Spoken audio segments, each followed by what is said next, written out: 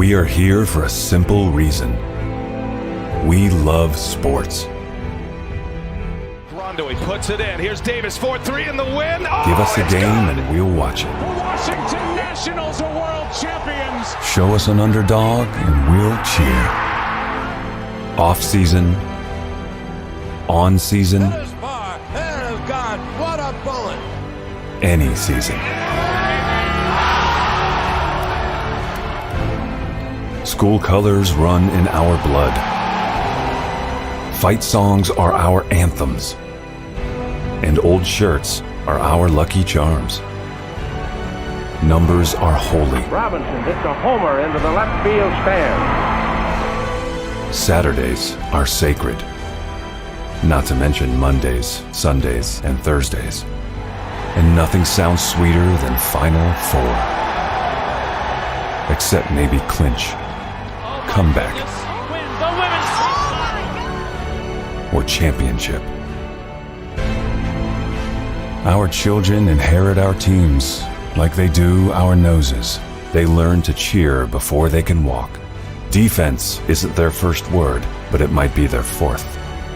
So go blue, and black, and green, and red, and every other team who plays the games we love. From the court, to the diamond, to the field, to the ice. Sports brings us together. And our love for sports brings us here.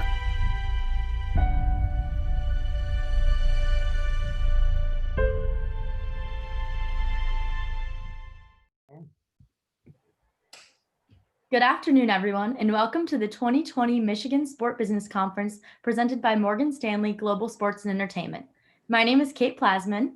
And I am Josh Abramowitz. And we are the co-presidents of the 9th Annual MSBC. We first and foremost would like to thank the many students, executives, professors, administrators, stakeholders, and partners that have supported us this year. In particular, we'd like to thank our 16-person alumni committee, 32-member ambassador group, and our esteemed board of advisors, Hayes Grooms, Jessica Berman, Daniel Shackney, Ira Stahlberger, Seth Ader, and Stephen Master, as well as our two MSBC mentors, David Herman and Dustin Cairo. None of this would be possible without your persistent help these last several months, and we are beyond grateful for all of your support. And we'd also like to acknowledge that this entire event would not be made possible if it had not been for two ambitious Michigan students who 9 years ago came together and started this amazing organization, Dustin Cairo and Brandon Rhodes.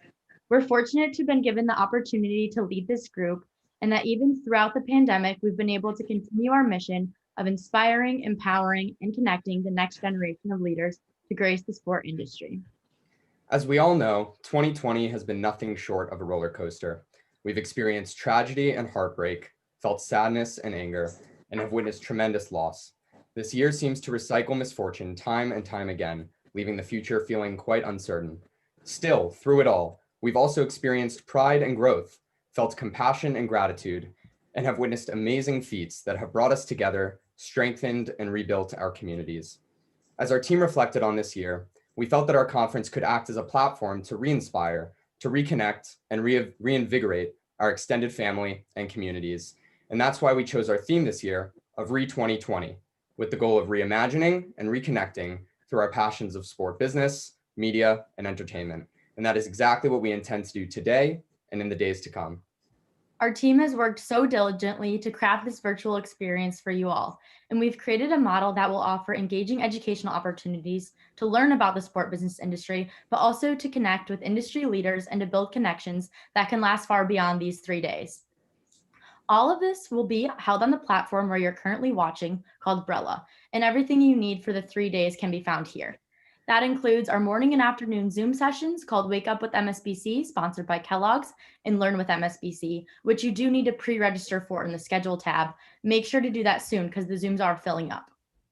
You can watch the live stream here in the streaming tab, which will happen from 12 to 1:30 Eastern today, tomorrow, and Friday. And finally, the platform is best used when attendees are interacting with each other and with our partners. And you actually have access to virtual partner booths and representatives in the Partners tab and can chat and request meetings with anyone who has entered this platform while also building a personalized schedule for you.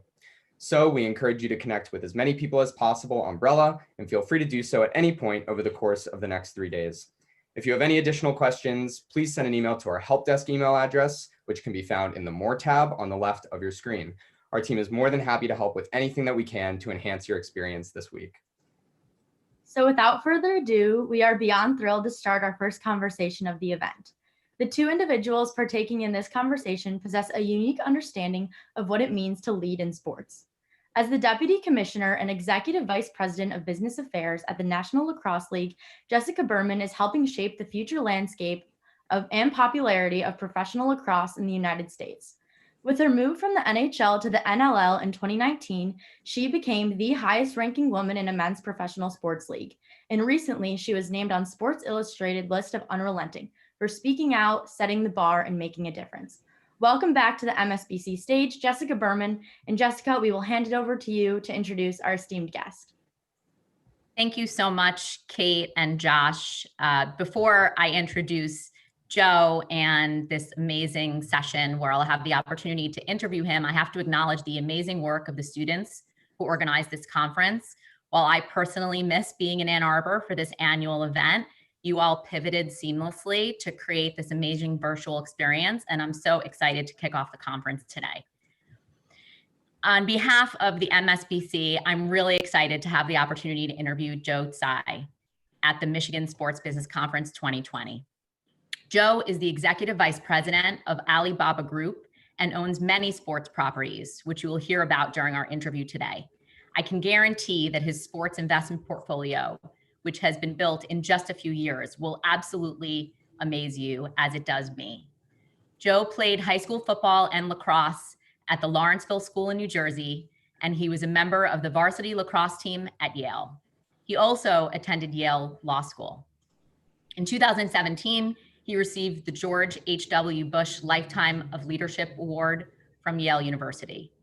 Notably, through the Joe and Clara Tsai Foundation, Joe and his wife are active philanthropists supporting initiatives in education, inclusion, research, criminal justice reform, the arts, and most recently and importantly, humanitarian relief during the COVID-19 pandemic.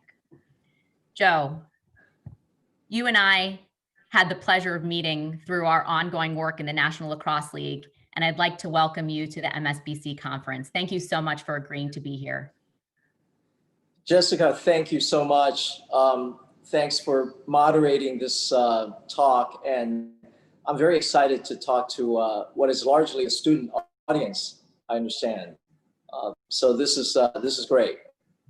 Thank you. Thanks so much for being here. And the students at Michigan do an outstanding job of organizing this group of both students and industry professionals. Some of you may not realize that in 2018, Joe, you made your very first investment in sports when you purchased the National Lacrosse League San Diego Seals. Before we get into what you're working on now, I'd love to rewind and hear a little bit about how you started your career. As I understand it, you started your professional career as a lawyer, like me, at Sullivan & Cromwell, a big New York City law firm. And then you went on to be the co-founder of Alibaba, China's largest e-commerce and tech company.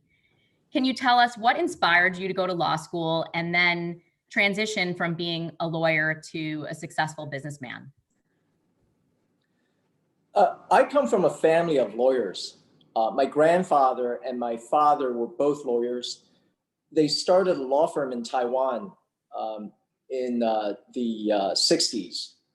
In fact, the year after I was born. And so for me, going to law school was kind of a natural path.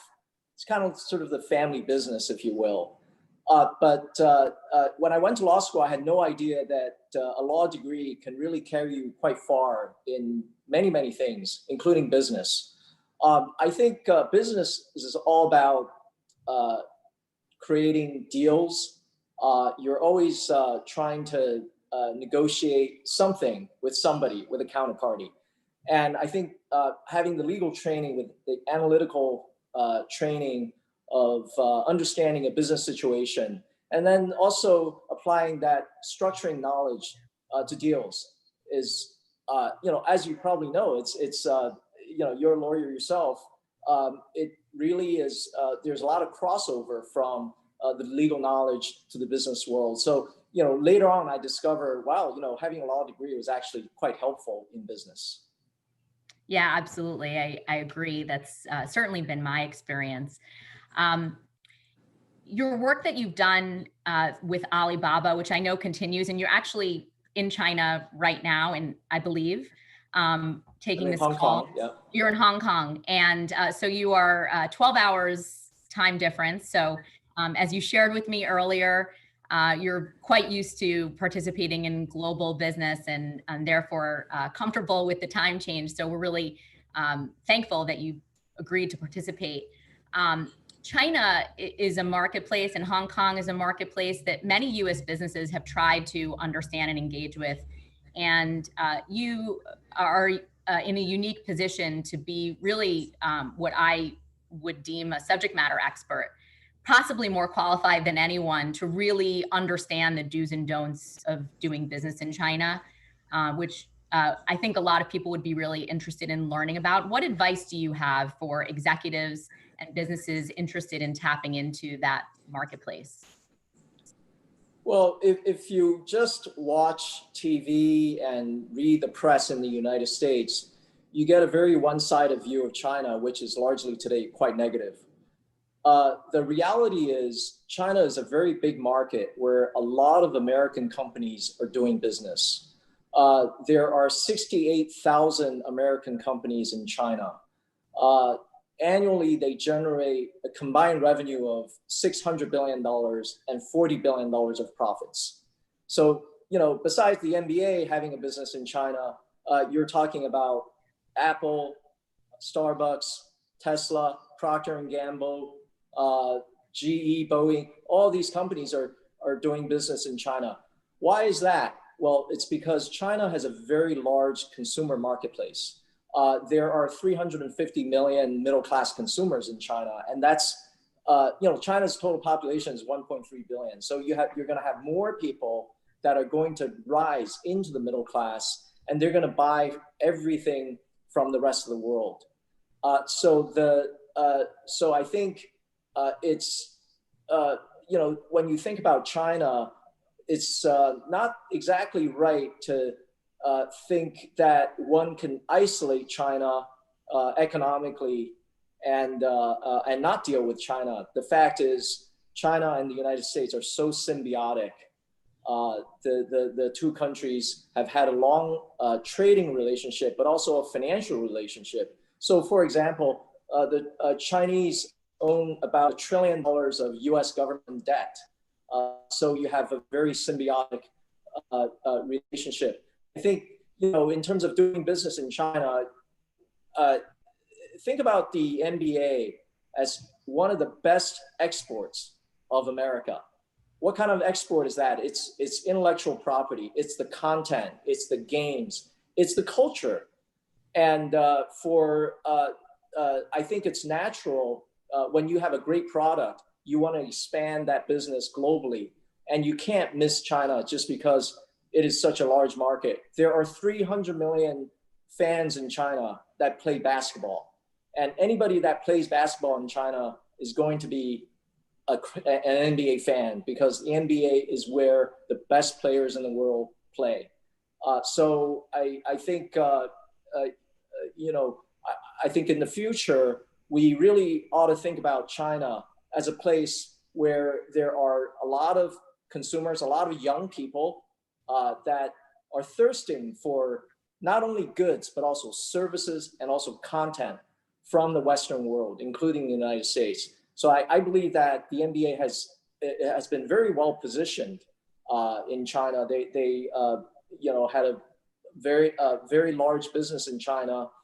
There's been a little bit of a hiatus due to various reasons, including COVID. But once the games are coming back on, I'm very, very bullish about American company opportunities in China. Absolutely. And the NBA is fortunate to have you on their side to help to navigate those waters. And I'm sure you have been and will continue to be very helpful to them.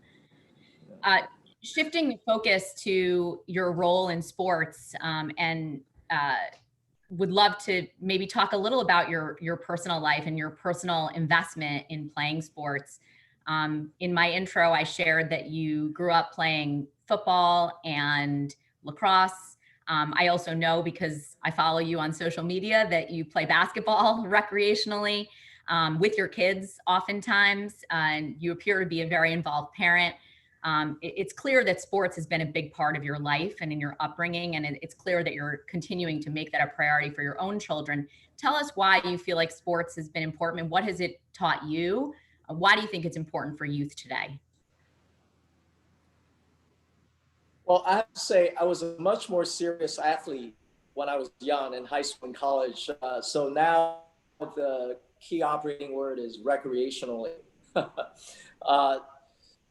I just think look, when I came to the United States, actually, I grew up in Taiwan. I was 13 years old. I went into a environment where I barely spoke the language. I went to a boarding school. So sports was the only way for me to kind of feel like I can fit into the community and be one of the kids in the community, because everybody plays sports. And so I think in terms of building that common bond and building that culture and feeling being part of the community is absolutely important. Sports really has that effect of getting people together. We think the Brooklyn Nets is definitely something that will unite people in Brooklyn. I think we live in a very complex social environment, and the NBA and basketball for us is that solution for us to really push through the community and get everyone coming into one place and enjoy, and also try to understand each other. I think that, especially basketball is a very, very multicultural, very diverse sport. In terms of what I think what sports has taught me, and I keep telling my kids, the one biggest lesson is that sports teaches you how to take losses. You're not going to get through the entire season having an 82-0 record. You're going to lose games. So when you lose games, what do you gain from it? You have to learn from your mistakes. I think one of the most important things is think about the next practice. Think about those details. What went wrong in the last game that you need to do better to prepare for the next game? You also need to learn how to bounce back emotionally and also skill-wise, right? I think in business, it's the same thing. You're not gonna, be successful all the time. You have projects that fail. You have people that you brought onto the team that don't work out. Those are setbacks. So how do you learn to bounce back from those setbacks? I think sports teaches you a lot about taking those losses emotionally and moving forward. You have to really look forward. You can't look back. And I think I learned a lot of that from sports.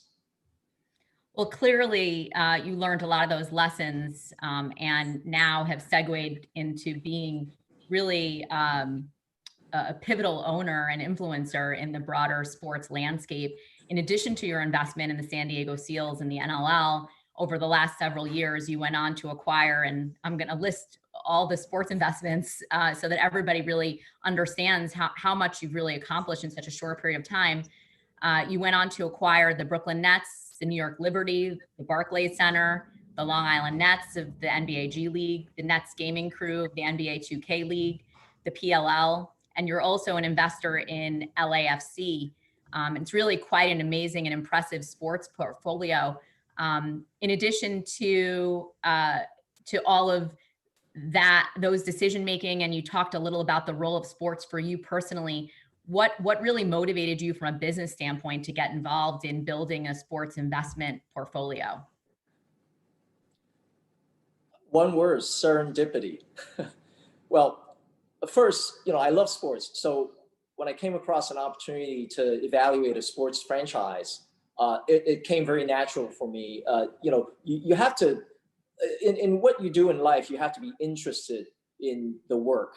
So immediately, when an opportunity of an NBA team became available, I said to myself, I love basketball. I need to sort of brush up on my current knowledge about teams and the NBA, because I used to be a Sixers fan. I was a big fan of Dr. J and Maurice Cheeks and Bobby Jones, Caldwell Jones. Those are the 80s. Way before some of you guys are born. So, and for me, it's just sort of having that passion. But one thing about sports ownership is you cannot plan it. Those opportunities come along once in a blue moon, but you have to be prepared to act on those opportunities. And fortunately for me, when the Nets became up for sale, we seized the opportunity and first made an investment, and then later on acquired the whole team plus the arena. And we also had the fortune of buying the women's team, New York Liberty, which kind of united the men's and women's pro basketball under one roof. And that for us was, we felt was a tremendous win. Now we can showcase not just the men's sport, but women who are incredibly talented, who are amazing people in our arena. And I can't wait. I mean, I just, this COVID thing is, kind of a drag, but I think I just can't wait when we get the teams and our fans back into the arena at some point. Yeah, I'd love to talk a little bit more about the WNBA and a little bit about equality. And although I've worked my entire career in men's sports, we share a passion for diversity, equality, and inclusion. And I know that you value diversity, diversity of thought, diversity of experience. And you recently promoted Kia Clark to be the CEO of the New York Liberty. I know Kia, and she's a wonderful leader and sports executive. And I have no doubt that she'll bring all of her 10 years of experience as the COO of that team to continue to lead it to great things. So I'd love to understand from your perspective, and given what you've learned and now know about women in sports, what are some of the challenges that you see for women in sports, both in terms of the front office as well as on the playing field? I think traditionally, sports is considered kind of a male domain because of the bravado, the macho-ness of athleticism, if you will.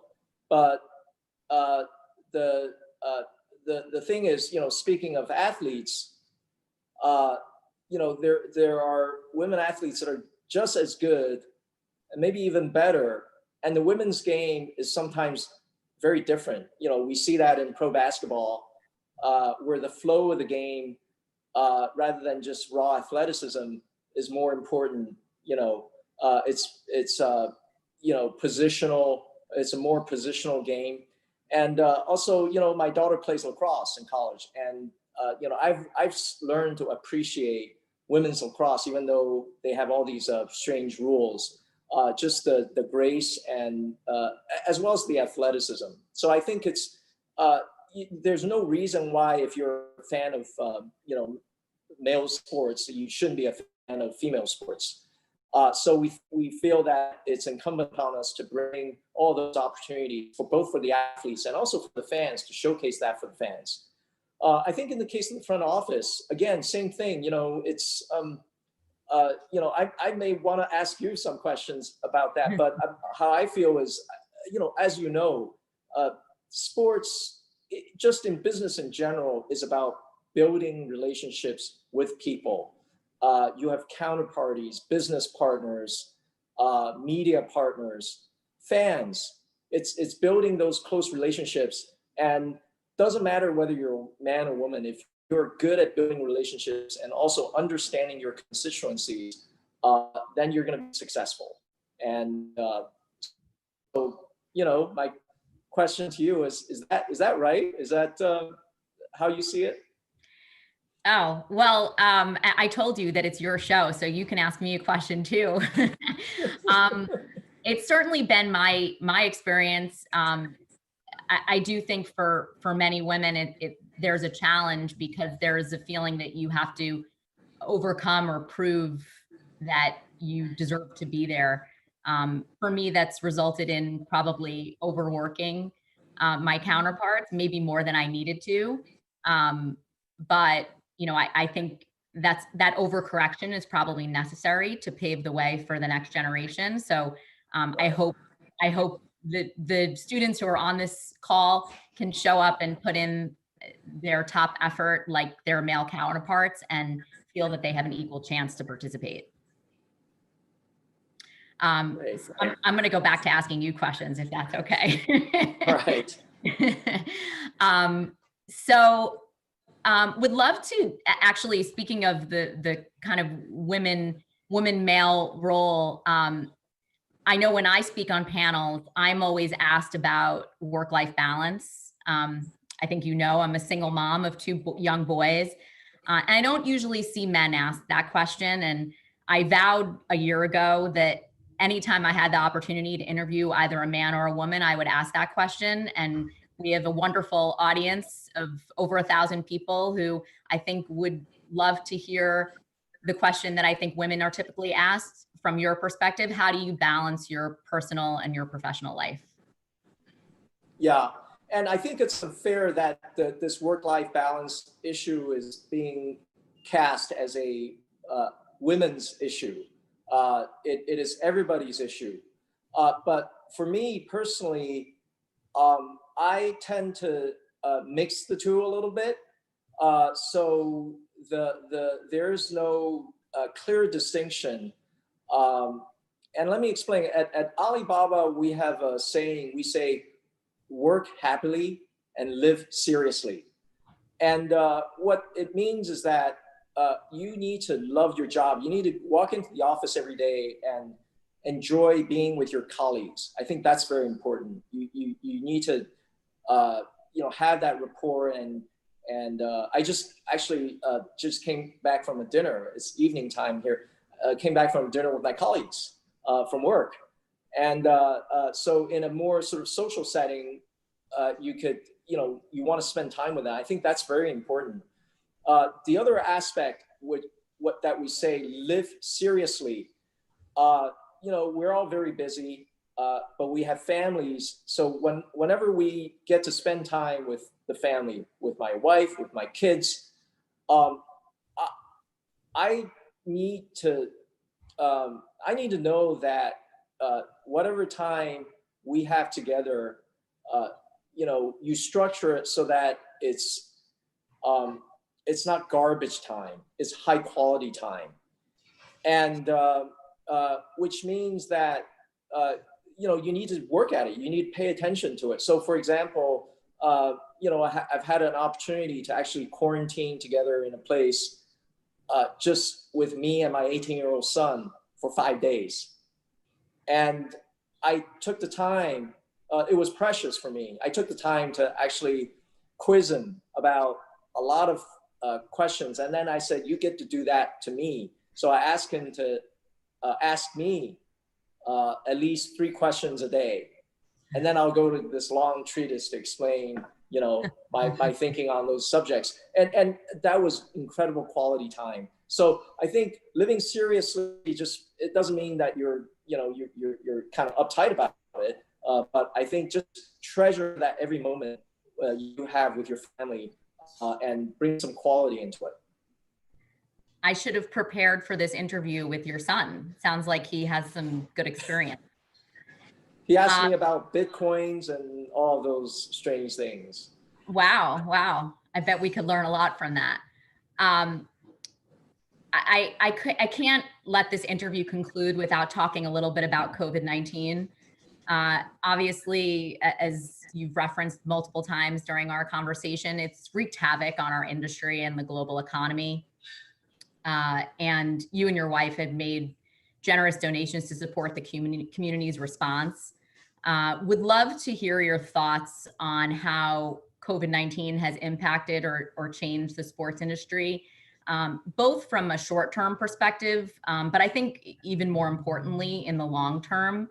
how much of an impact are we going to see, and from your vantage point, and what do you think that impact is going to be? Yeah, it's a huge impact. And the main reason, as you know, is we now don't have fans in the stadiums and arenas. And a lot of the economics of a sports team is based on selling tickets. And also, when you do a TV broadcast, the broadcaster wants to see a lot of fans in the arena. And I think the NBA has done a very good job of doing this bubble. They managed to, go through the entire playoffs and produce a championship. Congratulations to the Lakers. But that's without fans. I think going forward, we have to find a way to get fans back into the building. And that's actually, somewhat controllable. One could say, well, you can't control the virus. COVID is sort of on its own, and those are things that we can't control. But behavioral things are something that we can control. So, for example, what kind of testing programs do we have for the fans if they want to come into the building? And we enforce wearing masks. We also social distance. Those three things, if you think about it, are issues that some of the other countries have done very, very well in terms of fighting COVID. But for some reason in the United States, there's a lot of room for improvement. But if the leagues and teams can think very thoroughly about testing, mask wearing, and social distancing, I think we're going to be able to bring some fans into the building and try to revive it. I think longer term, beyond COVID, I think this is causing us, all the owners and the leagues, you know this, to rethink how sports content is consumed. Do we need to, now with more people watching shows on Netflix than ever, do we go more sort of the digital route rather than TV? How do we split up the content? Because right now there's more of a sort of a trend toward on-demand viewing. Now, live sports is quote unquote not on demand, but think about it. You could have people that say, I don't want to watch the whole game. I don't want to sit there and wait for the start. I just want to watch the last 2 minutes. Well, how do we package that and present that to the viewers and still, make adequate economics from that? There's also COVID also forces the owners to start thinking about some other ways to monetize sports content. So, for example, in the sports betting area, a lot of the states are liberalizing their rules about betting. Now, the fact is, with more young people engaged on something like betting, it actually increases their interest in the content and increases their level of engagement. And I think that's all going to be good for sports. That's great. So we're getting close to the end here. I'd like to finish with 3 rapid fire questions. 2 of them will be on the lighter side, and one will end on a serious note. So the first is, what's your favorite TV show? Fauda. It's an Israeli show about the secret security force in Israel fighting terrorism, and it's just gripping, very exciting. It's like watching the NBA playoffs.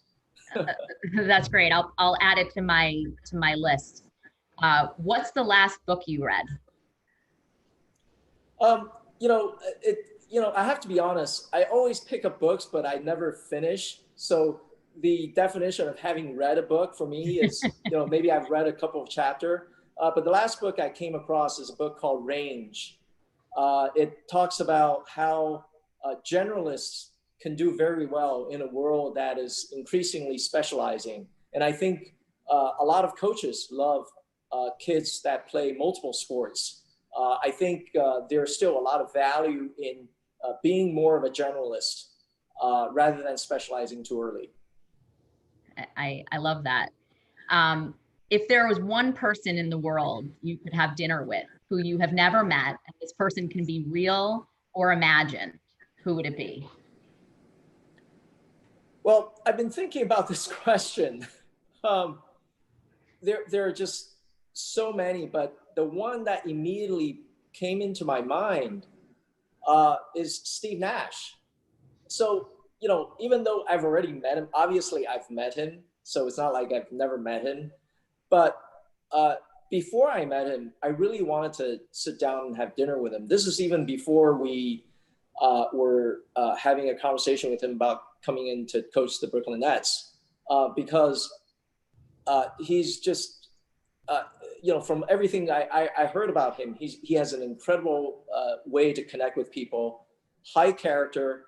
And also, speaking of range, you might know that he played soccer at a very high level. And then after I met him, I discovered that he actually played lacrosse. I guess most Canadians have some experience with lacrosse when they were young. So he showed me a photo of him playing box lacrosse. And for me, at that moment, I was sold. He had you at hello. So Yeah. I want to thank you, Joe, for taking this time with us, the MSBC, and on behalf of everybody who's watching and listening. Everything that you've said has been pearls of wisdom. I learned a lot from our conversation and really appreciate you joining us today. Jessica, thank you so much. It's been a privilege. And I also want to thank all the organizers, the students. I see Josh and Kate here. Thank you so much for having me. No, Joe and Jessica, thank you both so much. This was an incredible conversation and obviously an awesome way to kick off the MSBC. Joe, in particular, thank you for calling in at such a late hour in Hong Kong. I know this is very abnormal of a situation, but thank you. And Jessica, for leading this conversation in this new way of moderating in a virtual format. You did an amazing job. So thank you. And you both are such an inspiration. Our audience has a lot to learn from you both. So thank you very much. Thank you. Go Blue. Go Blue.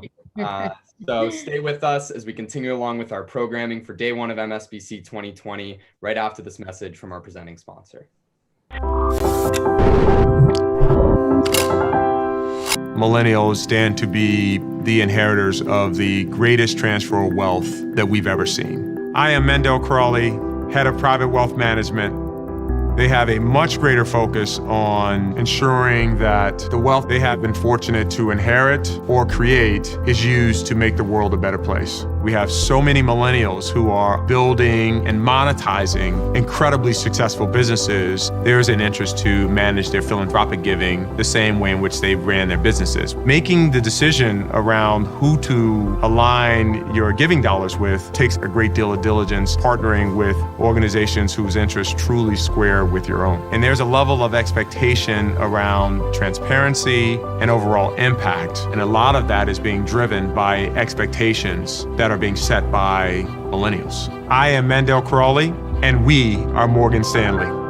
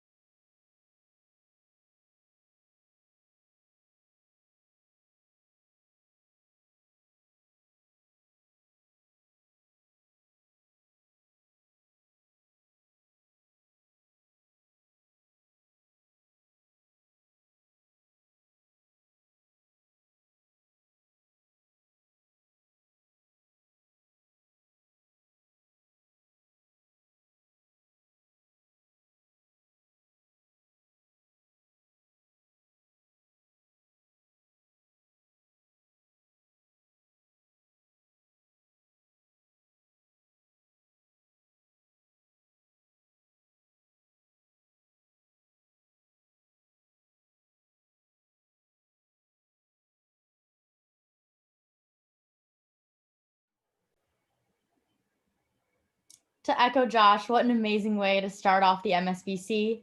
Next up, we're going to cover a topic that is critically important in the sport industry today and is poised to continue its rapid growth this year and beyond. Each day, sports gambling innovates and evolves. as more and more states across the country legalize wagering. There are a few companies that have stepped into the spotlight and are leading the way in the space. We're fortunate now to hear a presentation about Roar Digital, the digital arm of BetMGM, from Chief Marketing Officer, Mr. Matt Prevost, on BetMGM's exciting work in sports gambling today. We will turn it over to him now. Well, first off, thank you very much for this opportunity to speak to the conference. I'm a proud Michigan alum. My name is Matt Prevost. I'm the Chief Revenue Officer of BetMGM. We are a rapidly growing sports betting company, rolling out state by state. We'll talk today about both sports betting and more specifically about how we use sports partnerships to drive brand engagement and really promote our company. So with that, I will first start with a bit of an introduction to the industry of sports betting. Many of you probably know this already. Sports betting is a state-by-state regulated industry. So what all brands do in the state is work with local regulators so that we can put forward our brand into that individual state. And very important part of our brand is that, and any brand really in the market, is that what we represent in the market varies state by state. So for example, in New Jersey, we have a large casino which facilitates retail sports betting, but we also have online sports betting. We also have an online casino product. In the state of Colorado, we are only online sports betting. So we view sports partnerships as a key way of getting our brand across, a key approach to engaging with consumers in those individual markets, particularly as our product needs to be tailored for the individual regulatory environment. So wanted to give a bit of an overview as to why we invest in partnerships. Obviously, it connects our brand to that fan base. We've talked already about the need to tailor our messaging to an individual state. And it allows for money can't buy experiences. For example, through our relationship with NASCAR, we have the opportunity to put some of our customers in a pace car to go around the lap in advance of a race. This is a unique experience that we can only offer through the relationship we have with that partner. We have many other similar arrangements with individual partnerships. We've also found that the use of a logo and partner IP improves our advertising performance. So we see about twice the click-through on ads that feature a partner logo than those that don't. So again, it's making our brand more localized and more compelling to that individual state in which we're competing. And I also thought it'd be helpful to outline what we look for in a partnership. First and foremost, there has to be some type of strategic importance. In our business, again, largely that is state driven. So our partnership with the Tennessee Titans is a function of being in a position where we're going live in that state. Same with the Denver Broncos. We wanted an opportunity to really engage with those fans when that state went live. We have to have recognizable assets. I think that's obvious. We also have found that there's obviously a big difference in terms of the culture of individual teams. We have found teams to be, there's a great degree of variability here. We obviously look for those that are more entrepreneurial, those that don't really look at the letter of the contract, but those that are willing to go above and beyond to promote our brand and frankly promote fan engagement on their side. We typically will look at partners that also take a database or data-driven view on marketing generally. You know, our business being entirely online, or majority of it is online, we measure almost every single aspect of marketing, and we look for those partners who take a very similar approach to their marketing as well. So I thought it'd be helpful to also say that partnerships do allow us to make a statement. What you see here is prominent display of our league relationships on the side of the Luxor Pyramid in Las Vegas. And this Tuesday night's game, a phenomenal branding opportunity with the Tennessee Titans, as we're sponsoring every field goal and every extra point that made in venue. we look at partnerships in the sports betting space as having 5 main components. First, the ability to use IP. Second, the ability to use their official league data, which allows us as an entity to trade, have a trading platform that features the official data from those various leagues.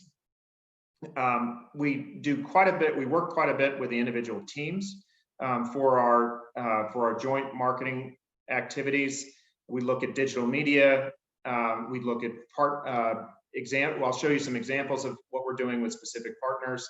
But this is really across digital, email, social, and offline assets. We've increasingly been investing in free-to-play games where we can engage directly with customers who might be a fan of a given team. So these are typically pick-em type games. So pick 6 outcomes, potentially have an opportunity to win something of either experiential or material value. And the last piece that we look for in a relationship is world-class hospitality, which is a key component of many sports sponsorships. So I thought it'd be helpful to give a few examples of how we're using the IP of our various league partners in our digital products. So you see our mobile site. This is the BetMGM mobile product. It's a sports betting product. You see a number of offers shown, but here also you see NASCAR featured. You can see the Denver Broncos featured prominently, the Stanley Cup playoffs. All of those rights are provided to us through the individual deals that we've done with those teams and leagues. We also we use logos in advertising. As I said previously, we see about double the click-through and double the performance through advertising that features league logos or team logos prominently. Here you see some examples across the NBA, Major League Baseball, and also in hockey. And additional examples that feature specific teams, again with the Broncos, Major League Soccer, or somewhat of a collection of logos and IP with the baseball image there in the center. Again, offer driven. We are very direct response oriented in our business. But again, we find that the application of team and league logos really makes a difference in performance. Another aspect is the ability to tell a story using those logos through our own social media. We have social media, obviously Twitter, Facebook, content and follower streams. We use team and league logos throughout. And again, these are facilitated through our deals with the individual partners. More examples, again, shown here. PGA tournament with odds featured prominently adjacent to the PGA Tour logo. We are doing something innovative this week with the CJ Cup out in Las Vegas, where we are actually putting odds into an integrated broadcast with the PGA, with conjunction with the PGA on the Golf Channel. We're excited to see how that turns out later this week. Again, you see prominent use of the logo and imagery from the Broncos. We found this to be very effective. That was an incredibly successful promotion in giving away the jersey that's shown featured on that slide. We also more of the same. The difference here is that we're actually using we're using the team and league IP in BetMGM promotions. Again, more examples. I think this is fairly straightforward. Follows the same pattern, and with some of our relationships, we're able to actually create missions, which are essentially asking if customers complete 4 different steps, they get a prize of some sort. We had a big sweepstakes in around the All-Star game, which feels frankly like a lifetime ago. And you see some promotions we've done with the New York Jets, which are more experiential in nature. Again, we find these to be really compelling, and we think there's a benefit to the individual team and league fans through our promotion of these opportunities. We leverage the team and league advertising throughout, again, through our relationships, many of the relationships we have feature advertising on the team and league channels specifically.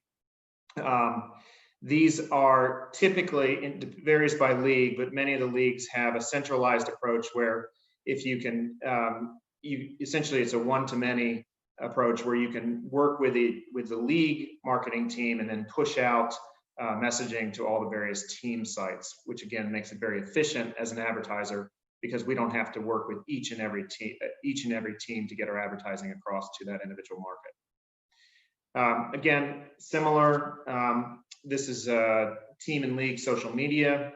You see promotion through Major League Baseball and our relationship there. We have quite a bit of activity happening through the Major League Baseball organization and our partnership, again, featuring a variety of teams and really promoting the sport and engaging in the sport more broadly. The last couple of items that we've done relate to actual product development. And, again, in our industry, much of what we're doing is providing odds on individual markets and outcomes, providing prop bets and other betting opportunities for customers. In the case of Major League Soccer, we've actually put those odds directly on the Major League Soccer homepage. So when you look at an individual game and you're looking at what might happen in that game, you see our BetMGM odds directly on the league site. We've done something similar with the NHL. Again, BetMGM odds featuring prominently on the NHL's odds pages. So again, we think this is a nice engagement opportunity, and again, it puts our brand in a direct pairing with the league, and we think that adds trust and credibility to what we're doing in the marketplace. The last step, or the last topic we're going to cover, is really the use of free-to-play. And free-to-play in our industry is a way to easily engage with prediction type games or what's going to happen without going through a fully regulated, funded game, which is what happens on the sports betting side. So this is a light way for us to engage with customers, engage with fans, and a subset of these fans will eventually become customers of ours as they perhaps have a good experience on the free-to-play game and then turn around and have an interest in sports betting later. These are a few games we've done. NBA featured there. We also have a prominent game with Major League Baseball and another one with Major League Soccer. These are all operated by third-party companies, and there are a lot of different game developers out there offering different free-to-play ideas. The next section are those that we've actually built directly on our platform. We've done some work with the Jets, and these are simple predictive games, and we offer a chance to win an MGM Resorts package. We do something similar with the Denver Broncos, and increasingly we'll use this more and more to drive fan engagement and to drive the promotion of our brand. And that's the summary. I wanted to provide a bit of an overview on partnerships specifically. Look, our brand and frankly, this industry is growing significantly. We are actively hiring. If you are a student and you'd like to work in this industry, we welcome you to check out our company site. There shown at roardigital.com. You'll see a lot of open positions. We expect to expand significantly, but really appreciate the opportunity to talk to the conference. Thank you very much, and as always, go Blue.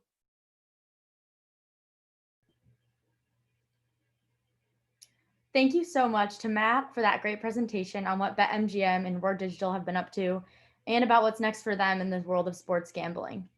Students, as you just heard at the end of the presentation, be sure to look at Roar Digital for internship and job opportunities. To discover these openings, visit roardigital.com. Again, that's roardigital.com.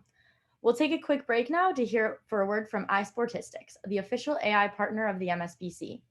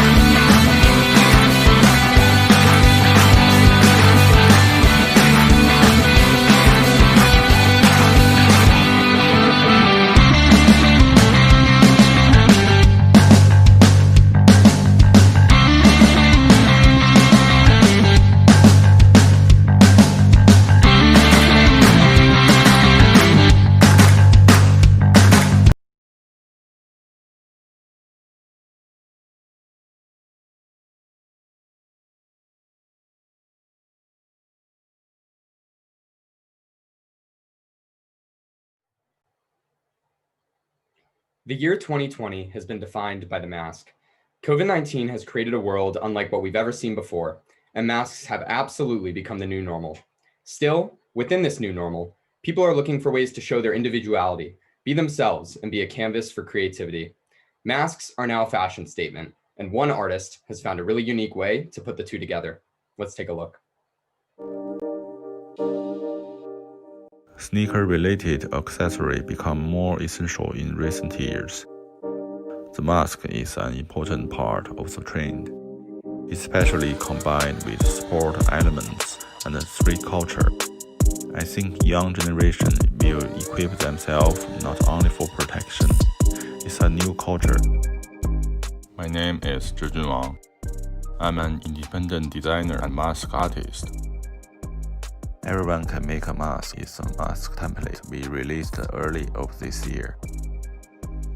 People can use their home materials to make an effective mask by themselves. I hope it would be helpful to the people who cannot get mask supplies in their quarantine time. I've always been into collecting sneakers. From 2013, Beijing first time deep in the heavy smoke, and for a long time after that, anytime we stepped out, had to check if it's a mask day. So I started thinking about how to combine these two things. By now, I have done almost 300 different masks. I work with Nike, Adidas, Puma, and other brands for their commercial campaigns. This mask was made for James Harden, based on his first generation of signature shoes. Months later, he ordered another 9 masks for his Harden Volume 2. In 2018, I worked with Adidas for Paulo Dybala, using the new Copa to craft a gladiator mask for his celebration gesture. This mask was made from Air Jordan 5 Golf.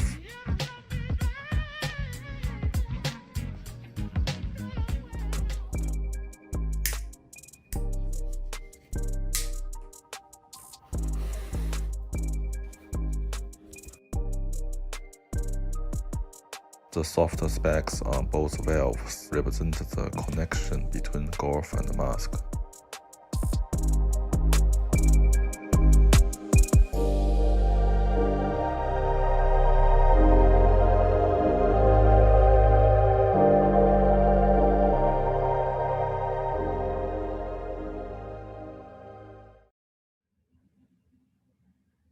What a creative and inspiring story from Zhijun Wang. To see more designs and learn more about his story, and even to make a mask for yourself, please visit zhijunwang.com. That's spelled ZHIJUNWANG.com. Before we jump into our final conversation for today's MSBC The Show, we want to introduce an MSBC tradition that is extremely important to us. It's called the Big Initiative. The Big Initiative is presented this year by the Big Ten Network and is a reflection and manifestation of the mission and goals of our conference, which are to inspire, connect, and empower the next leaders in the industry. To explain a bit more, here is Samantha Master, Marketing Manager and Big Initiative Coordinator of the Michigan Sport Business Conference. Hi everyone, my name is Samantha Master and I'm the non-Michigan Student Marketing Manager on the MSBC Student Planning Team. Launched in 2013, the MSBC Big Initiative annually recognizes 10 student leaders who have achieved an exceptional level of success in the sport industry. We look for students who represent qualities of both leadership and innovation in their respective communities. This year, we had our record number of applicants, and I could not be more proud to honor the 10 students that we selected as our 2020 Big Initiative winners. Each of the students that we selected truly exhibit all of the qualities that we look for in an ideal candidate. We look forward to sharing the stories of these individuals throughout the conference this week and can't wait to see what they go on to do in the future. Enjoy the rest of the conference and go Blue. Thank you, Sam, for all of your hard work, and to the many students who applied from across the country who are the future influencers of our industry. We want to spotlight these accomplished individuals throughout our 3-day event, help them continue to carve their path while inspiring others to do the same. Please meet some of our MSBC 2020 Big Initiative winners presented by the Big Ten Network. Hi, thank you for the recognition with the Big Initiative Award. My name is Peter Chen. I'm from Toronto, Ontario, Canada. I'm currently a 4th-year kinesiology student at University of Toronto.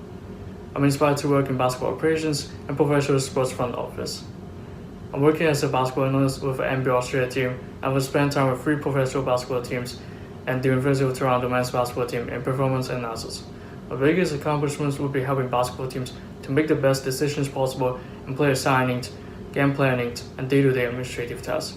Aside from that, I'm also the president of the University of Toronto Sports and Business Associations, where I take great pride in helping students to learn, network, and grow within the sports industry, as well as making positive impacts to our local community and the sports industry. Thank you.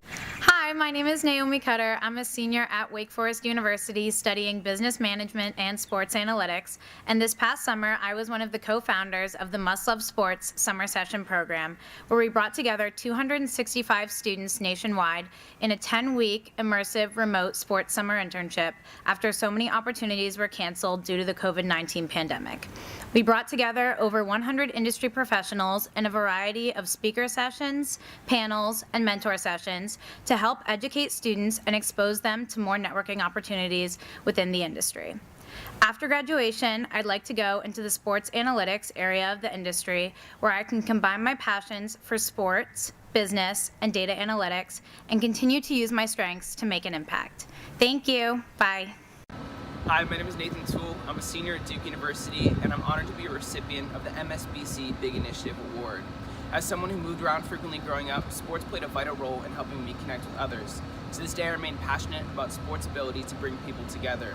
This passion encouraged me to establish Coach to Inspire, a nonprofit dedicated to bridging the gap between universities and the communities that surround them.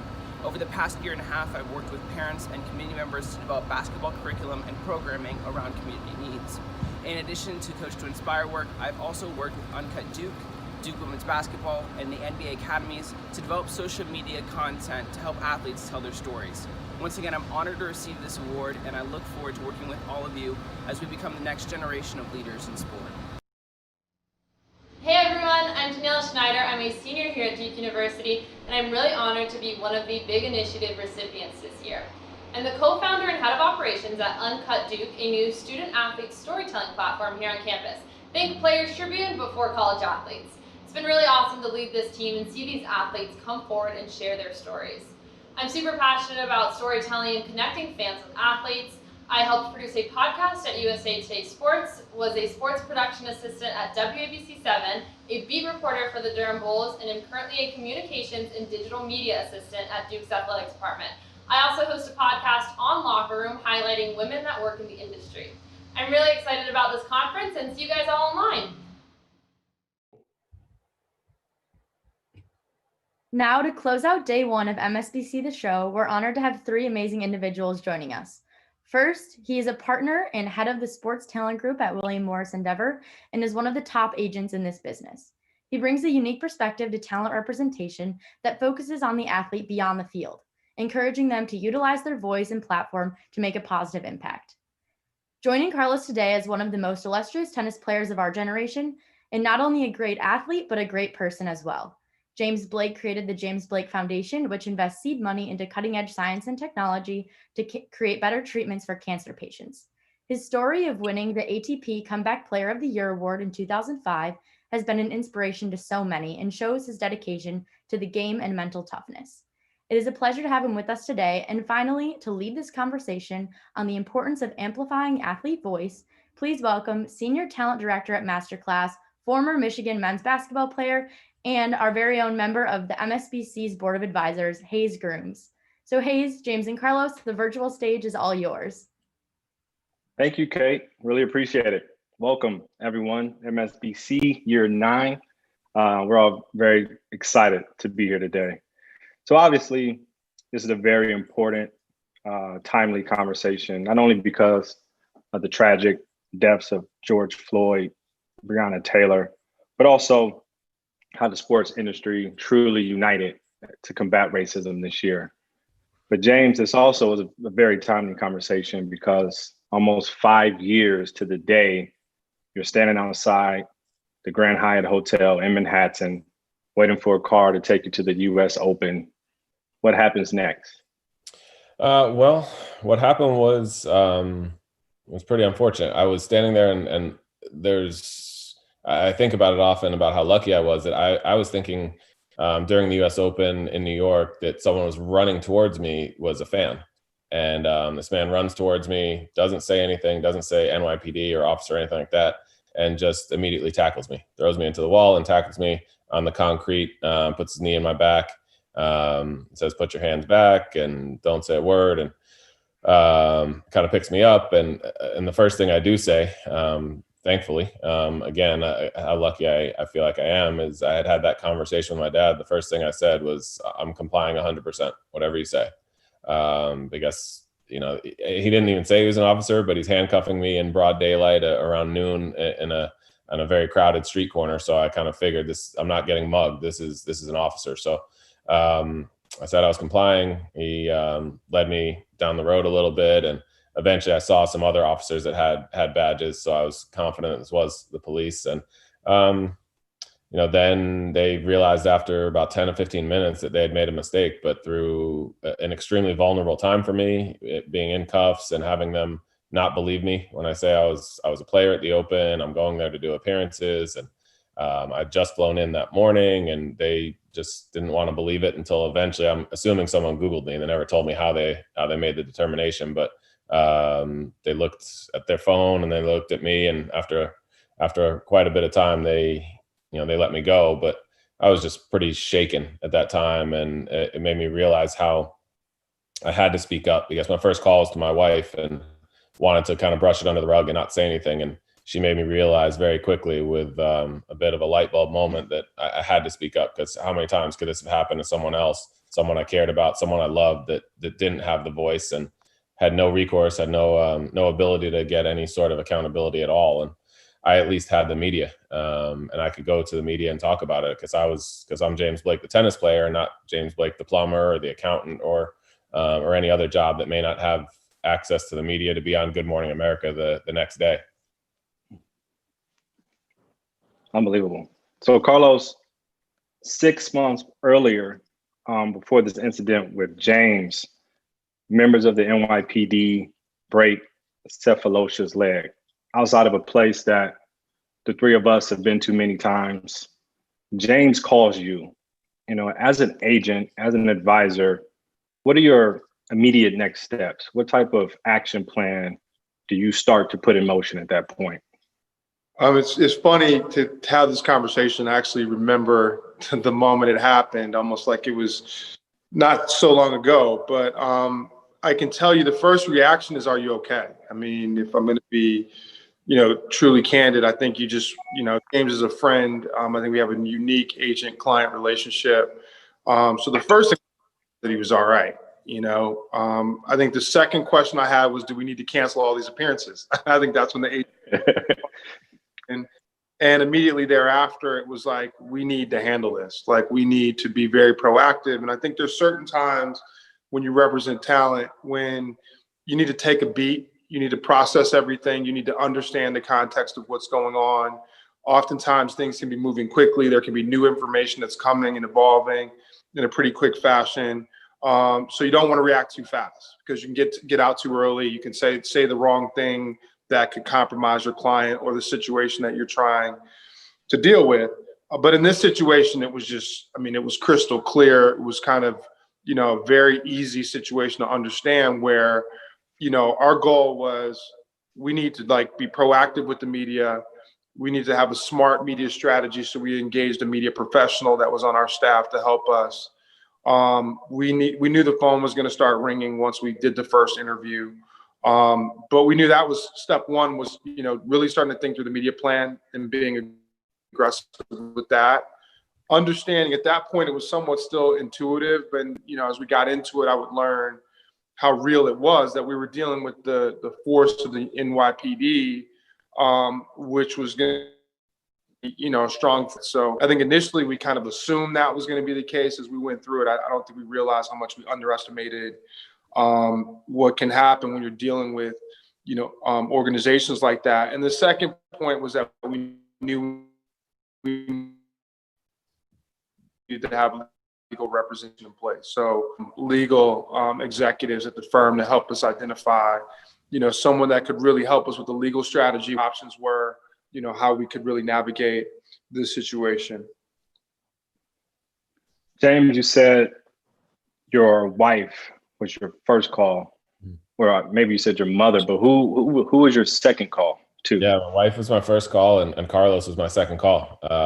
And like you said, we have a pretty special client agent relationship where I've been signed with him since I was 19 years old. I've never known another agent and don't want to know another one. It was a great relationship from the start, almost like a big brother type situation where he's always looking out for me. And, he's looking out for me as an agent, where he's looking out at times for the bottom line, but he also was looking out for me personally. He wanted to make sure every situation I was in was best for me, not necessarily just for the finances or anything like that. He always wanted what was best for me, and that made me have the utmost trust in him, and we could come to decisions together. It wasn't one of us completely leading the charge one way or the other. It was always we trusted each other. He knew that as I was growing up in the sport, I was having my own opinions, I was having my own ideas, and I was an individual that maybe wasn't a cookie cutter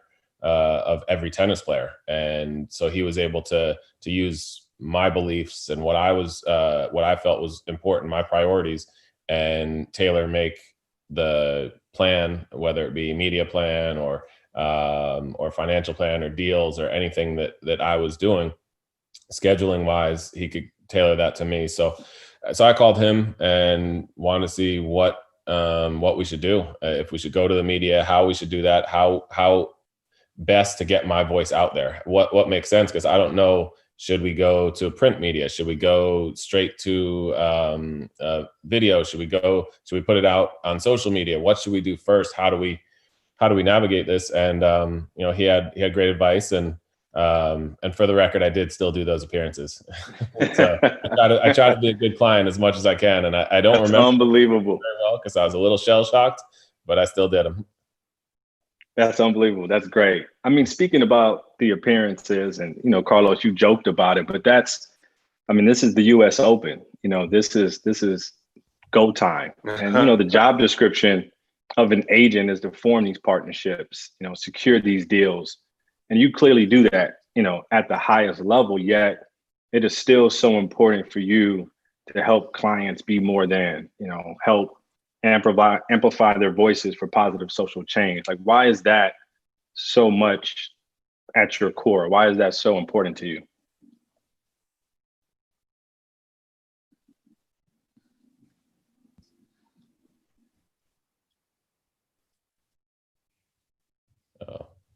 Uh-oh. Let's freeze. Did we lose him? I think we lost him.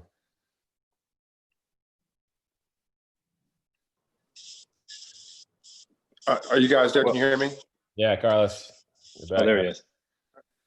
For a minute. When I first became an agent, I saw some things that were the stereotypical agents supposedly did that I did not want to be. So in some regards, I wanted to be the counter agent in that respect. I didn't feel like we needed to all be trying to suck every dollar out of every opportunity. I didn't feel like we had to be these uber aggressive guys that, didn't really care about, some of the other things that are relevant in this world. And most importantly, I saw that, how much money, athletes make for, playing games and sports that fans ultimately help fund by buying tickets and watching them on TV and buying the products they sponsor. So I just feel like there's an inherent obligation for all of us, because I benefit from that, from, more distant part of the food chain, and athletes are on the front lines of benefiting from that we all have a responsibility to give back to the people that are helping us. So whether it's philanthropy or all kinds of other areas, I think it's important. In this situation in particular, it was one of those things that, a lot of folks have experienced from all different kind of cultural backgrounds. And we've learned a lot about, some of the incidents of excessive police force. And it's certainly not unique to the African-American community, even though it is disproportionate in the African-American community. So I thought we saw a real opportunity to give back, to help address an important issue. And I thought James's approach, and I won't steal his thunder on this one, but I thought his approach was incredibly smart. I thought it was really appropriate. And the level of engagement we were having with the head of the police department, with the mayor of the city, with the chief legal officer, and some of the opportunities that were presented in front of us, I just thought was a real opportunity to make a difference. That, those are the types of things you don't care about getting paid for. I feel like that's just part of the responsibility of what we do as agents. Yeah. I mean, I remember speaking to you, Carlos, and you clearly were, frustrated. You were concerned. And, there's a history of this type of thing happening, in this country. But yet, James, the two of you collectively were very intentional, very calculated, very rational. Can you kind of just walk us through why that was important to you, James?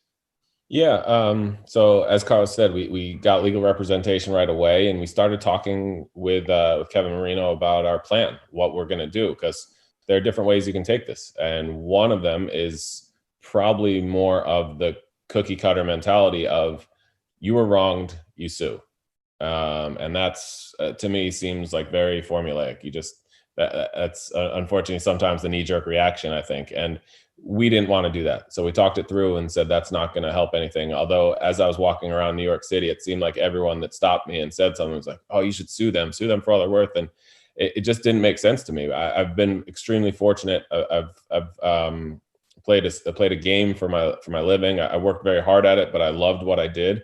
And I got compensated. So for me to just get paid based on this wasn't going to change anything. So we wanted to talk to the lawyer, talk to Kevin, and talk to Carlos and all of Endeavor about what we could do that could actually make a difference. So that's when we sat down, had a meeting with the mayor. We had a meeting with the chief of police and said, what can we do that makes a difference? And it, as Carlos and I have talked about, is like it may have caught them off guard because they're expecting a fight. They're expecting someone to come in sort of very antagonistic and say, you guys did this, we want that. We were saying, look, we want to work together and we want to figure out what we can do that's going to make things better for the next time this happens, or make it so that hopefully this next time it's better represented. There's more accountability. And so what we did was we created a fellowship, and it took a lot of back and forth of figuring that out.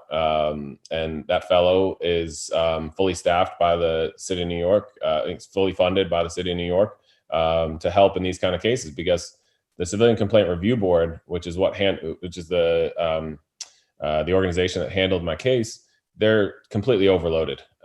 So they're barely having enough time to deal with all these cases. So we got someone that's on staff that can help. So the next time this happens to, someone that's, James Blake, the accountant, James Blake, the agent, James Blake, the person that doesn't have the, maybe the same resources, they're going to have someone, they're going to have an ally. They're going to have someone that can make a difference and hear their case. So that to me made a whole lot more of a difference than if I were to sue them and just line my pockets. And that didn't seem like it was worthwhile. And it just didn't seem right.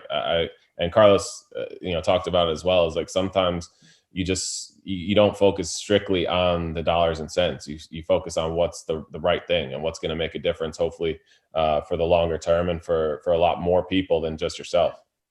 Yep. And I mean, and I think, hey, go ahead. The other point that, James made from the beginning, which I thought was really smart when we're going through this, and now you hear more and more as we start to see the situations with George Floyd and others, is that, I don't think the entire police force is bad. I believe it was the wrong title. I'm not here to wade into those conversations, but I think what we can all agree on is there are individual police officers out there who, cross the line and are enabled sometimes because of their unions and because of their colleagues to do the wrong thing. And they're not, they're not disciplined like most of us are if we were to behave inappropriately in our careers. And that's the real problem. It's really having a system and a means of being able to weed out the bad apples, and be able to make a police force that's truly there to protect us. And, we don't have people that feel a need and able to abuse us when they feel like they're going to be, in a safe area to do so. Yeah. And, you speak about what's right. You speak about change and justice. I mean, 2020 is a year in which we've never seen so many athletes across all sports, individual sports, team sports, use their voice like we have this year. What are some of the best examples of athletes leveraging their platform to improve the lives of others that the two of you have seen this year?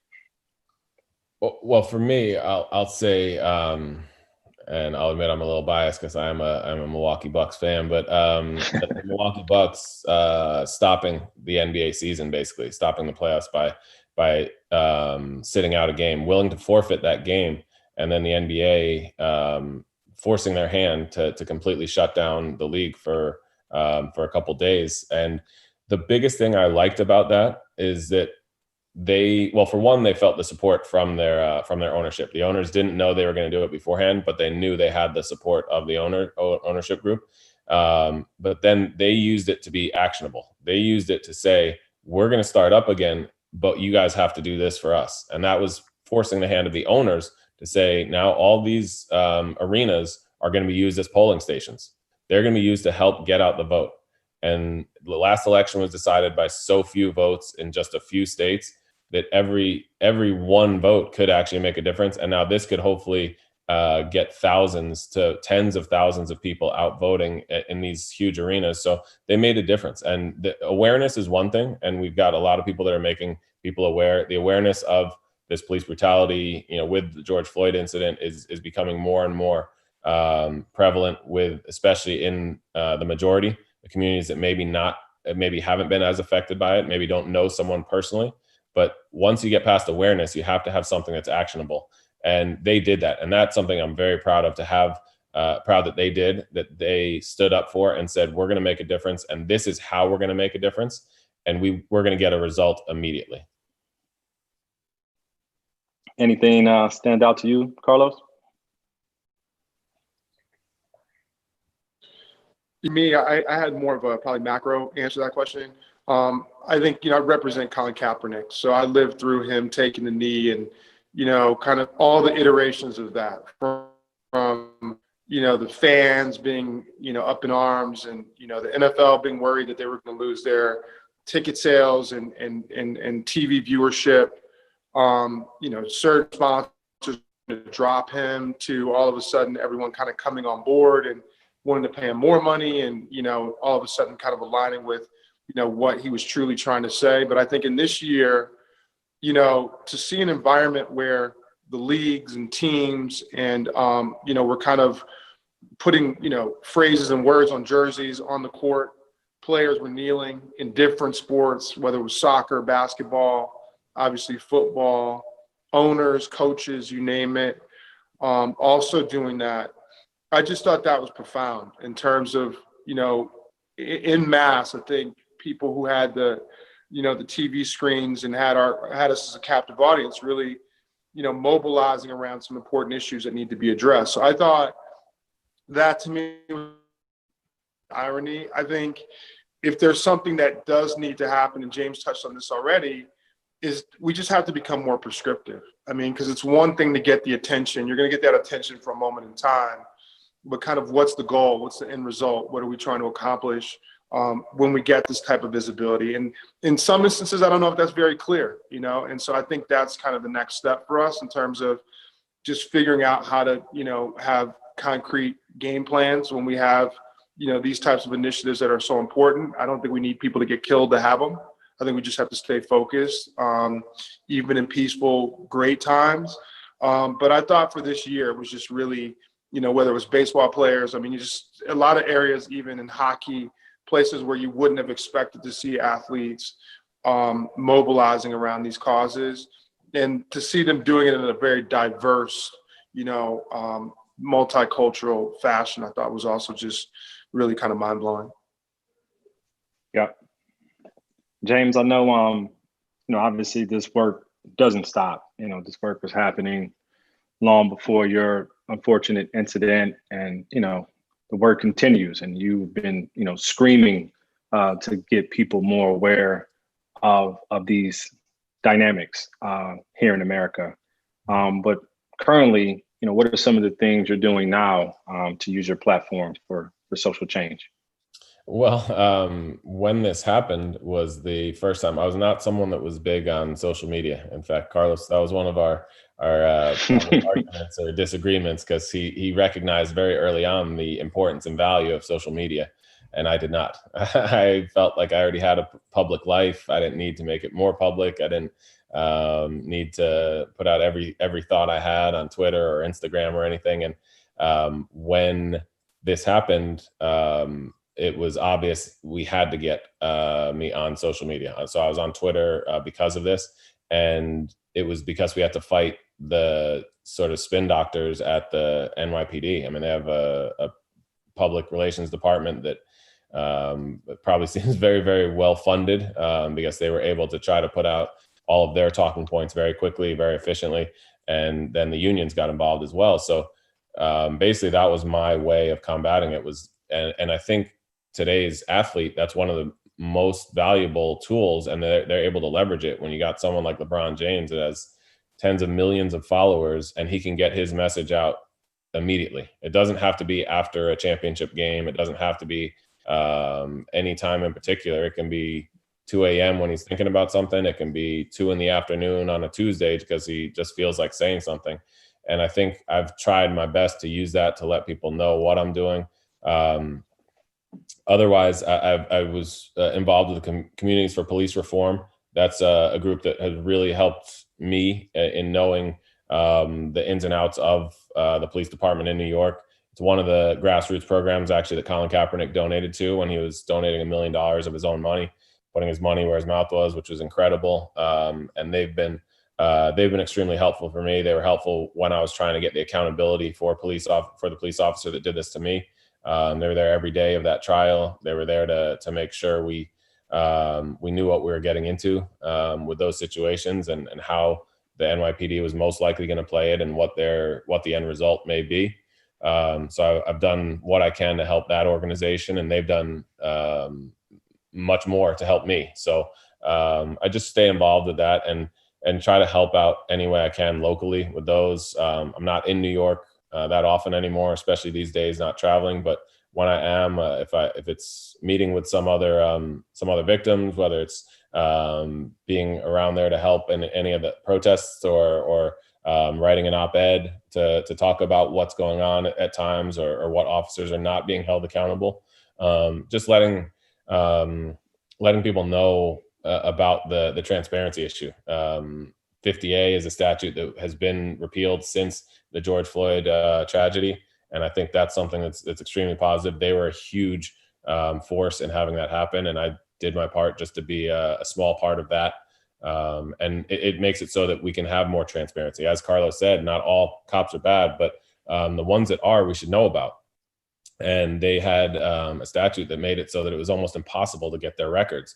And if they get transferred, then it's even more difficult to get their records. So you can bounce from one police station to another and have your record wiped clean for all intents and purposes. And that's just not right. You need to know if you're dealing with someone in your community that's supposedly there to protect and serve, that has actually been doing harm to the communities that they were in before that. So those are the things that I try to help on a day-to-day basis. I mean, as Carlos mentioned, there's a macro issue involved. There's police unions in general, and there's tons of things that can be done on a huge scale. But I tend to take smaller steps day to day, incremental steps.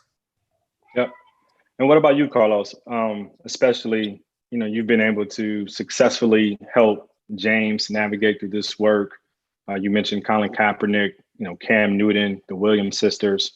As more and more athletes are more confident and want to use their voice, how are you moving this forward, especially with clients that I would imagine are kind of looking to you for advice? I think one, it's replicating what we did with James, just using the platforms that they have to make sure that they're maximizing their opportunities to get the messages they want to get out. So some of my clients have YouTube channels, some of them have started production companies, some of them are writing books. So that's a lot of the work we're doing behind the scenes to kind of help them and help enable them to get their messages out. Also, I mean, I personally have networked with other folks in the industry that are like-minded, just to make sure we're all communicating. I mean, and this is crossing competitive lines. It's really created an opportunity where folks that you normally, you view as the enemy, all of a sudden you realize that we are, much more aligned than we'd ever thought. And so, really being proactive in opening up those channels and creating discussion groups for us to not only talk about issues that are all affecting all of us and create pipeline opportunities for the next generation that they may not otherwise be aware of if we aren't talking to each other, but also to use our collective might to get behind organizations like vote.org and other organizations that really can use the support of our industry. So I've tried to spend a lot of time really focusing on that. That's fantastic. Speaking about the next generation, for someone looking to support an athlete on social issues as an intern or agent, marketer, executive, etc., what would be your advice to them? James, this is for you as well. Okay. Well, for someone looking to get involved, I would say, as I was talking about earlier, is start local. Is, in my opinion, the easiest way to do it. Is there's so many issues. We obviously have a huge election coming up, but a lot gets forgotten about the issues that are much more down ballot, the propositions, the very local ones that are sometimes decided by 100, 500, 1,000 votes in each city, county, town, wherever you are. So if you can help in those, getting educated is the first step. I think as athletes, one of the things that can be dangerous when you start speaking up and realizing you have this platform is if you're not educated on what you're speaking up about. I think it's better to, at those times, to be quiet if you don't have something to say. And if you do have something to say, it's better to be educated on it. So for people that want to get involved locally, just get educated on, even if it's one issue, one thing that really speaks to you, that you can be passionate about, and get involved in that proposition. That there's always going to be local people that are looking to help, that they're looking for help, whether it's phone banking for one issue, anything you can do locally. And then as you do that, you'll most likely get more and more connections on something else you find that you're going to be passionate about, that you can get educated about, and it can really snowball from there. But I think starting out small and getting involved in any sort of local election can really make a difference. Yeah, the only thing I think, there's so many issues to attack. I think all of us are guilty of this, that you can really spread yourself too thin. Mm-hmm. Really identifying a handful of issues that you're truly passionate about, that you really think that you can help make a difference on, whether it's because of your personal experience, what you're personally interested in, or just stuff that you've learned about along the way that you've developed a passion for. I think having that level of focus, I think we're talking to a lot of young people here, so you guys should, obviously explore a variety of interests. But when it comes to, trying to really get involved and make a difference in society, I think to some extent, if you're going to get involved at this level, helping celebrities or helping, folks that are kind of out there in the public spotlight, you want to focus a bit on kind of what areas where you think you can really make a difference. And, I would certainly encourage people to use that type of approach. No, that's great. James, Carlos, you two are both titans, as a former athlete, as a executive who used to represent athletes, as a black man, as a black man with a young black son. I really appreciate the two of you, and especially finding the time to chat with us today during a crazy year, during a pandemic. So I know the two of you are extremely busy. So thanks so much again for spending the time. A pleasure. Thanks, Hayes. You did a great job. Thank you too. And best of luck as you guys continue. You guys have had a lot of great success, and congratulations on all the years of hosting this event. Thank you. Yeah. Thank all three of you so much. I think this conversation is really important to have in settings like these, especially as you mentioned at the end with the young generation in our audience and mostly students thinking about the upcoming election, thinking about how to get involved. And I think you guys talked about your relationship and dynamic and the values that you guys hold, James and Carlos. And I think that's important for students to think about when they go into this industry, about how to build those relationships properly. And if they do go into the agency route, or if there are professional athletes, thinking about how to use that platform in the best possible way is critical today. So Hayes Grooms, James Blake, Carlos Fleming, thank you guys so much. So appreciate it. We know you're super busy. Really great way to close out today's show. So thank you very much. Awesome. Go Blue. Go Blue. Exactly. We'll be right back, All right, guys. fellas. Appreciate you. After All right. this. Thanks, guys. My name is Dylan Larkin, and I have a hockey butt. I know a big problem that a lot of athletes and hockey players have is shopping for pants. We have relatively small waist and big quads, big thighs, and big butt. I like a nice taper at the ankle, but when they fit my thighs, they're a boot cut at the bottom. I can't really find an off-the-rack pant to fit me. Even when I get a pair of pants custom made, I can't move around and stretch in them.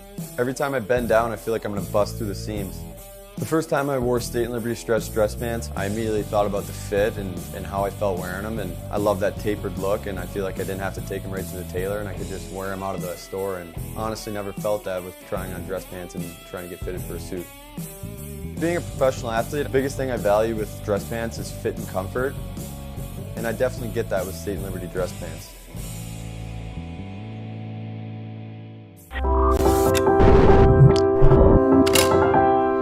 Millennials stand to be the inheritors of the greatest transfer of wealth that we've ever seen. I am Mendel Crawley, head of private wealth management. They have a much greater focus on ensuring that the wealth they have been fortunate to inherit or create is used to make the world a better place. We have so many millennials who are building and monetizing incredibly successful businesses. There's an interest to manage their philanthropic giving the same way in which they ran their businesses. Making the decision around who to align your giving dollars with takes a great deal of diligence, partnering with organizations whose interests truly square with your own. And there's a level of expectation around transparency and overall impact. And a lot of that is being driven by expectations that are being set by millennials. I am Mendel Crawley, and we are Morgan Stanley.